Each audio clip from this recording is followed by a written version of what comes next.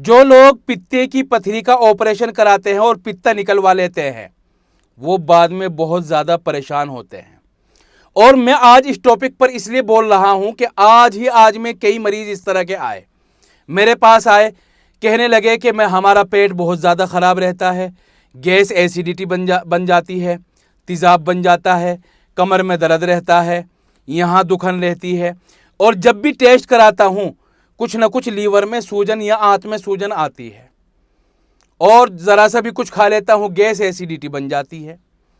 तो फिर वो मैं उनसे पूछता हूँ बाद में कि क्या पित्ते की पथरी का ऑपरेशन कराया? कहने लगे हाँ जी ऑपरेशन कराया था कई साल पहले।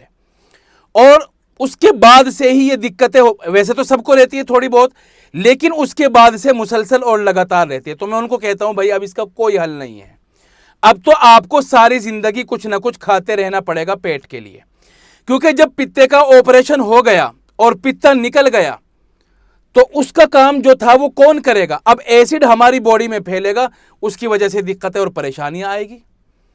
उसका काम तो दूसरा नहीं करेगा। दूसरा लीवर अपना काम कर रहा है, किडनी अपना काम कर रही है, दिल अपना काम कर रहा है, दिमाग अपना काम कर रहा है, पित्ते का जो काम था वो थोड़ी करेंगे, तो वो उसकी जगह कोई नहीं ले सकता। तो अब वो केमिकल पूरी बॉडी में फैलेगा, खास तौर से पेट में, और दिक्कत परेशानी होती है। जो लोग पित्ता निकलवा लेते हैं उनको क्या क्या दिक्कतें होती है? एक तो या तो उनको कब्ज हो जाता है या पोटी उनकी पतली आती है, गैस एसिडिटी ज़्यादा बनती है, पेट में चुभन दर्द ज़्यादा रहता है, तेजाब ज़्यादा बनता है, पेट फूला फूला रहता है, कमर में दर्द होता है, दाएं बाएं भी दर्द होता है, सर में भारीपन, गैस एसिडिटी ज़्यादा बनना, लीवर में सूजन, फैटी लीवर होना, आंतों में इन्फेक्शन होना, ये सारी की सारी परेशानी।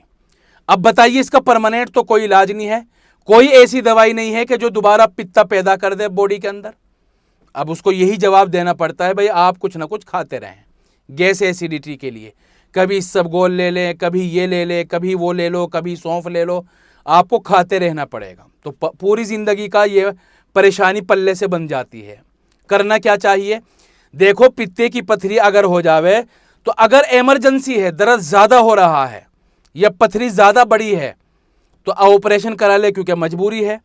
लेकिन अगर दर्द ज़्यादा नहीं हो रहा है, पथरी भी ज़्यादा बड़ी नहीं है, ज़्यादा परेशान नहीं कर रही है, तो उसका आयुर्वेदिक या देसी यूनानी होम्योपैथिक कुछ इलाज करा ले।